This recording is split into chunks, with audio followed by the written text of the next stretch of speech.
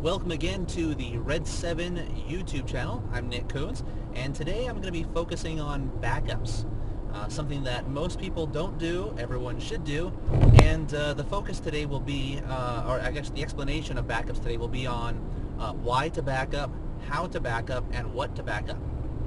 Now the why, I think seems pretty self-explanatory. If something were to happen to your computer, you probably have stuff that you don't want to lose.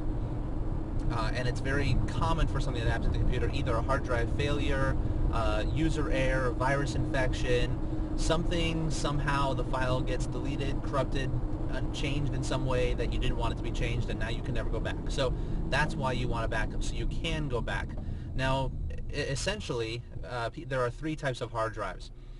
There are hard drives that have failed, there are hard drives that are about to fail, and there are hard drives that were replaced before they had a chance to fail. Hard drives are mechanical devices. They will wear out, they will break. So if you have data on a single hard drive, it is not safe. You want to, I don't know how I can be any clearer than that. Don't put your data in one place. Put it in many places. At least two, more if it's really important. So as far as why you should back up, because your data is not safe if it's in one place. Now, as far as how to back up, that would be, well, the simplest, most effective backup process is one that you never have to do. It happens all by itself. You don't have to touch anything. For most home users, something like that can be a little pricey to set up. Maybe not if you're, and I say pricey compared to doing the manual process, not necessarily like it's out of everyone's price range. The simplest way would be an external hard drive that has a script attached to it that runs on a schedule, and assuming your computer is on during the scheduled time, your computer will back itself up to that external hard drive. This is usually pretty safe because most people are backing up to protect themselves against hardware failures or user errors or infections, not to protect themselves against fire or theft. If you back up to an external hard drive that's sitting next to your computer and your house burns down, you lost both copies. Now again, if you have something that's super important that you want to save on a regular basis, then you might want to have two external hard drives, one that you always keep off-site. Maybe you swap them out once a week. And of course, how to back up also depends on what it is that you're backing up. If you're backing up data that changes regularly, like maybe your accounting information, you're going to want to back up that data frequently. People ask me, how often should I back up? And my answer is another question. It's how long, how much of the work could you lose? If you can stand to lose a week's worth of work, then back up once a week. Because if something happens 6 days into your weekly backup cycle, you're going back to the beginning of the week. If you can't lose more than a day, back up every day. If you can't lose more than a couple of hours, back up every couple of hours. That's the answer to that question. How much of that data can you be without? Now, if it's data that does not change on a regular basis, music that you've downloaded, photos that you've taken with your camera, that stuff, once you've backed it up, you've backed it up. You've got it. It's not going anywhere. It's not changing. That's something you want to back up. Generally, it's a good idea to back it up on some media that's going to be long-lasting, maybe like a CD or a DVD that you've burned. I would back it up onto 2 DVDs if you have a lot of it, or 2 CDs, and keep those CDs in separate places. If you have family albums that you want to back up and you want to keep those things for a century to pass on to your great-great-grandchildren, you want to have a couple of copies of those things. You don't want to, just like if it were on paper and it got exposed to sunlight, it's going to fade. So you don't want to have one copy of it. Something can always happen no matter what the medium is. Have multiple copies. But backing up data like photos and music that don't change regularly are easy because you back them up once and you take them somewhere else. So you can still keep copies on your computer so you have fast retrieval for them, but take them somewhere else. Take copies of them somewhere else. Maybe to a friend's house, to a relative's house, to a safe deposit box. Anything that's important that you can't live without, set yourself in a position so you don't have to live without it. Now, as far as what to back up, that one confuses a lot of people. Most people want to back up their entire computers. That's unnecessary and usually ineffective. The reason is because, well, we need to separate out. There's data and there are programs. Those are different types of files. Data is the stuff that you create, that you want to save, that's unique to you, that you can't get from anywhere else if you lose it. If you take a picture with your camera and it's on your computer and your computer crashes, that picture's gone. You can't go get a copy of it from somewhere else. You can't buy it at a store. That's your picture. That was your copy of it. On the other hand, if it's a program like Microsoft Office, there's there's no point in backing that up. There are literally millions of copies of Microsoft Office laying all over the world, and if you bought a copy of it, you've got the disk already.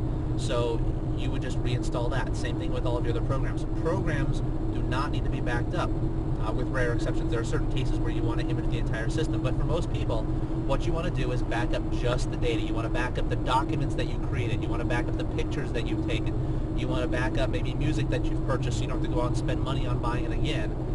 Anything that's unique to you, that's your stuff, you want to back that up. If it's programs that are running your computer, don't bother. Even if you back up all the files that make up the program, you'll still have to reinstall it from the original disk. You cannot just take those files and put them back and have the program. It doesn't work that way. So back up your data. The simplest way to do that is it's kind of a two-step process. Backing up is one part of it, but organization up front is another part. Put all of your data in some central location. Now within that central location, you can have additional subfolders so you can keep it organized, but have it all in one place ultimately. Say your My Documents folder on Windows or your home directory on a Linux system. Because when you go to back up, then all you have to do is back up your My Documents folder. You want to make sure that where you're keeping the data is you're only keeping data. Don't install programs to that same location. Don't save your QuickBooks files in your QuickBooks program directory and then back up the QuickBooks program directory where 95% of the stuff in there is program information and not your data. So save everything to a centralized location. Save it to, say, My Documents on Windows, back up your My Documents folder, or save it to your home directory on Linux and back up your home directory. Because if you back up those folders, those directories, you're going to have everything that they contain, which includes all of the all of the subfolders and organization you've put in there. So the best way, simplest way to back up would be, for most people, an external hard drive plugged into the USB port, set up with scheduling software, which you can find online for free if you want to undertake that challenge yourself, or you can hire someone to do that for you to make sure it's done right, and set it up to run on a schedule. If your computer's on 24/7, that makes it much simpler. You have it run at 2 in the morning when you're never on your computer. When you're maybe never on your computer. I'm on my computer at 2 in the morning. Set it up at some point when you're not going to be using it, and just have it copy everything that's in your centralized data directory over to that external hard drive. If the software is complex enough that it will let you keep multiple copies, even better, because if you back up a file on Monday, it gets corrupted on Tuesday, it backs up again on Tuesday, and Wednesday you realize that it's corrupted. You can't go back to Monday anymore if you're only doing one backup, one copy of everything.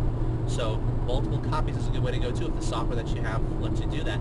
If not, you can find someone who knows how to do that, who can help you with that. And again, if your data is very important and you want to make sure that it is absolutely safe, even against home invasion, fire, terrorist attacks, whatever you're concerned about, can you live without this data is essentially the question. If the answer is no, then you need to make sure you have multiple copies of it. Get multiple external hard drives. Keep one of them off-site at all times. Keep them away from each other so that if something happens to the physical structure where one of them is at, you still have the other one to go back to.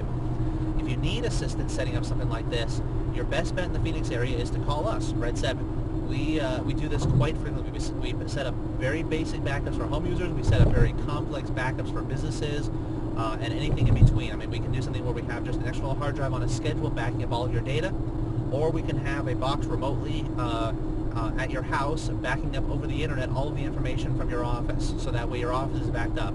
We can have backups sitting there running every hour, keeping multiple snapshots of everything, so you can go back to earlier in the day, you can go back to yesterday, last week, or 6 months ago.